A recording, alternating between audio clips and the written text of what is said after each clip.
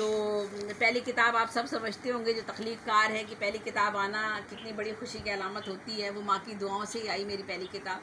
تو جب وہ آئی تو میری والدہ اس وقت میرے بھائی کے پاس گئی ہوئی تھی کورنگی, اور وہ کورنگی ہمارے گھر سے بہت دور تھا. تو میں بالکل شہر میں تھی, میری والدہ وہاں پر تھی. تو میں بس کتاب ہاتھ میں پکڑے ہوئے اپنے چھوٹے بھائی سے, میں نے کہا میں بائک پہ نہیں بیٹھتی تھی, مجھے بہت ڈر لگتا ہے بائک پہ.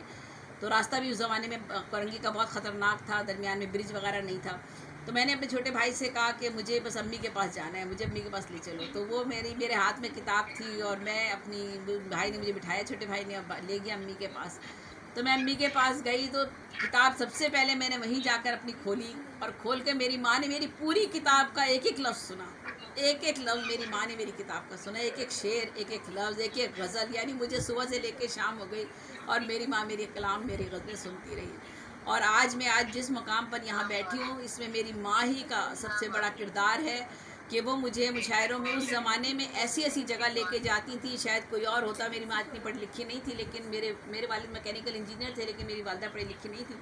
لیکن میری والدہ میں سمجھتی ہوں PhD سے بھی زیادہ اعلیٰ تعلیم یافتہ ماں ہوتی ہے, کیونکہ ماں کو ضرورت نہیں ہوتی تعلیم کی. ماں اللہ کی طرف سے اتری ہوئی ایسی شخصیت ہے جس کو تعلیم کی ضرورت نہیں ہے, اس کا علم بہت وسیع ہے.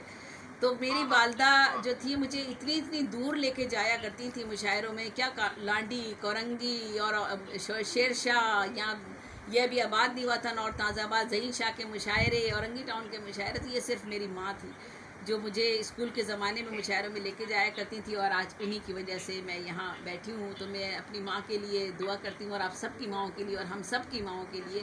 اور یہی بات بس صرف مجھے آج کہہ رہی تھی اپنی ماں کے حوالے سے. ویسے تو ماں کے حوالے سے بہت سی یادیں ہوتی ہیں, ہم سب کے ساتھ ہیں.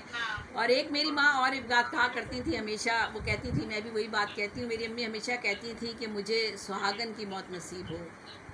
ہمیشہ میری ماں یہ کہتی تھی. تو میرے والد کو ہارٹ اٹیک ہوا, برین ہیمریج ہوا, اور پیرالائز ہو گئے. ڈاکٹر نے کہا کہ یہ بچیں گے نہیں. تو گھر میں سب آ گئے, ان کے قبرستان کے لیے جا کے جگہ وگہ رکھوانے کے لیے ڈاکٹر نے جواب دے دیا تھا. اور اللہ کا کرنا ہے, میری ماں رو رہی تھی, زار قطار رو رہی تھی. تو اللہ کا کرنا ایسا ہوا کہ میرے والد صاحب کو ہوش آ گیا, اور وہ جی اٹھے ماشاء اللہ سے. اور اس کے بعد میری والد 2 سال زندہ رہے, اور میری والدہ بعد میں, میری والدہ کو پیرالائز ہو گئیں, اور وہ پہلے میرے والد سے گئیں, اور پھر میرے والد بعد میں گئے. تو میری ماں کی یہ دعا کہ مجھے ہمیشہ سہاگن رکھنا, تو وہ پوری ہو گئی. اور میں بھی یہی کہتی ہوں ہمیشہ سے, بچپن سے میں بھی یہی بات کرتی ہوں اقبال کے سامنے, کہ اللہ تعالیٰ مجھے بھی سہاگن اٹھانا اس دنیا سے. تو بس یہی مجھے اپنی ماں کے لیے کہنا تھا. بہت شکریہ. اللہ تعالیٰ آمین. آج کا مشاعرہ بہت, جی بالکل, جی.